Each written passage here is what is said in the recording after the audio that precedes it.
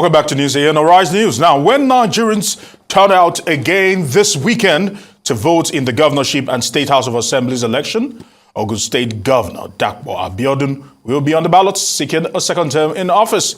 It has been a mixed bag of public perception and approval ratings after his first 4 years. Has it done enough to deserve a second term? Well, his party men are of the view that he has. And joining us now for a quick discussion around that is Remmy Hazzan, who is the spokesman, Ogun State Campaign Council of the All Progressive Congress. And I want to say, Remmy, thank you very much for joining us and looking at how things played out for the presidential elections. Clearly, Ogun State is still very much blue. And talking about the party of the APC. And I look at that and say that, is that almost like a referendum on what to expect? Or is that like probably an ominous sign that come the 11th of March, the APC will once again clinch the tickets in Ogun State? Now the dynamics, once again, thanks for having me. Dynamics may not particularly be the same, but of course what happened on the 25th will rub off a lot on what will happen on the 11th of March. 25th of February was a mix of so many determinants, and part of it, majorly, was the performance of the governor, because he majorly spearheaded the campaign of Asiwaju Bola Ahmed Tinubu in Ogun State, and he couldn't have had that moral ground to talk to the people to vote Asiwaju if he hasn't performed as a governor. However, we understand that quite a lot of other dynamics within our party are rumbling here and there, but we have answers to all such. And that's why the engagement has continued, interfacing with the people, interfacing with stakeholders.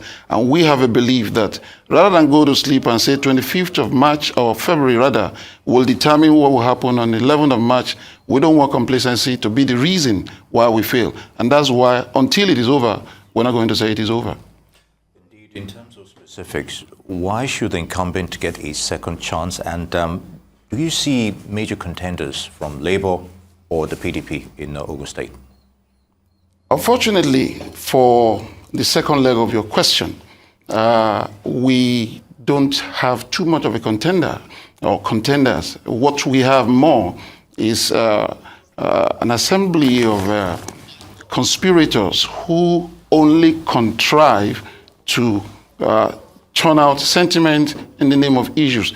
They don't even understand what the issues are, because we are running an issue-based campaign, and that's why we keep letting people know what we have done, which of course is the hallmark of an incumbent. We're placing the card on the table. This is what we have done, and on the premise of this that we have done, please put out in office again.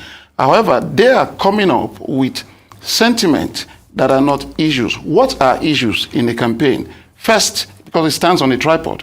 The first leg of it is that what good is the incumbent doing that you want to do better? That's an issue. The second leg of it is what bad is the incumbent doing that you want to stop? And the last leg of it is what good is the incumbent not doing at all that you want to start doing? We haven't had any of such.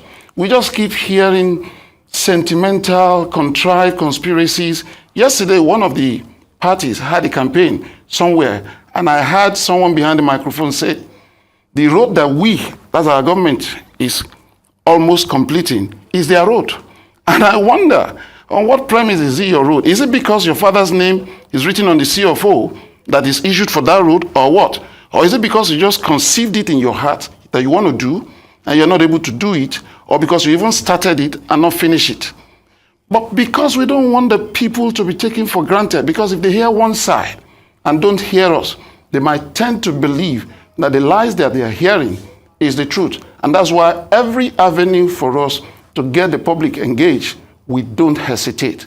We turn out the truth and let them have it. All right, Remmy, now there's a new development happening, probably maybe overstating the influence your governor has on the political landscape of Ogun State. We hear that it stands right now, there are massive alliances coming together. I don't know if you've heard about this, that Labour, NNPP, and several other parties, AAC, the APP, the ADP, the YPP, are all coming together to form a strong alliance behind the PDP, because the PDP governorship candidate has said that without this alliance, the PDP cannot win Ogun State. That the PDP alone cannot win Ogun State, but they need this alliance. That with this alliance, it will almost be a slam dunk. It can't be. And to even put it in proper perspective, you look at the result of 25th February. All of the vote of these parties that you have mentioned, do a summation of all of them, is still far below what the APC garnered in that election. So, as much as we are not going to close our eyes, there are also people who are coming to us too, and we have alliance. The Inter-Party Advisory Council that consists of most of the political parties, I think aside from the PDP and the PRP, almost all the other parties now are said they have lined up behind the governor, Prince Dapo, Abiodun. So as it is on the side of the PDP that they are celebrating such alliances, which some of them may not even be true after all, we also have such. But notwithstanding, we will get every blade of the field covered until that last leg when the result comes out and we come tops. Remmy, if you don't mind me asking, how does an alliance translate into votes? You could have political parties have this behind-the-scenes moves every now and then to get people. But how do you get the electorate to actually key into it? And almost at the 11th hour, regarding this. The onus is on those. Your position as a campaign manager here should be worth revealing, as it were. Now, the way it works is this. If it is going to be an amalgamation, that has to happen through INEC, which is what birthed the APC in the first place. But if it's an alliance, it's just for the purpose of that election cycle. Now, the way it works is this. The party that is aligning with the one that they are giving their support to will now go back and talk to their supporters and say, we have a working relationship with this party. Please cast your vote for them. So that is essentially is the way it works, and nothing more. All right, Honorable Hazzan, I would like you to probably give us your opinion about this, so what some people call the show of shame. There was this social media post that went viral that said, vote for Dapo Abiodun and get 20,000 naira. We know the state government has come out to debunk that claim and they've distanced themselves away from this particular claim. But as they say sometimes, there's no smoke without fire. Now, politics is a concentric cycle of constant conspiracies. If you take conspiracy out of politics, there's no politics again. Whether they're in election, maybe that's when it's heightened. After election, it's still there. It may be of a lower momentum. Now, we find an opposition in Ogun State that has not been able to speak to issues. And so a lot of contrived matters that seeks to denigrate the person of the governor are, designed at any point in time. There was a time that they said he was buying votes. There was this one that they came again and said, there's a link for you to get money if you can promise that you can vote for the governor. It's all complete balderdash. It does not happen. It is not in any way, any domain where you can find a truth to it. It is the work of the opposition, and we quickly came up to say, no, it didn't happen. Look at the one for the vote buying. I even saw it on Medium that we're giving people money. Now, we have a governor that is full of empathy. He was on his way somewhere and saw people gathered, stranded in front of a bank's ATM, and the ATM not disbursing, and he decided to show empathy and told some of his aides, please see what you can do to address those people's needs. They couldn't get money, and some things were done for them, and he continued his movement. How does that translate to vote buying? How will he know how many of the people there even have PVC? How will he know that there are even people who will vote in Ogun State? But of course, when opposition sees anything, they turn it around to suit a narrative that can denigrate the person of the governor and give them an advantage. Unfortunately, thus far, it hasn't added up. All right. If I may just digress a little. When you're in transit in Ogun State, maybe from one region to another, you can't help but notice large regions of arable land that could be used for commercial agriculture in that respect on a large scale and help food production and, of course, also provide unemployment or employment rather. So can you assess the state's governments, if any, regarding narratives in that sector in helping the people, and if there are programs designed to help agriculture and beyond that as well?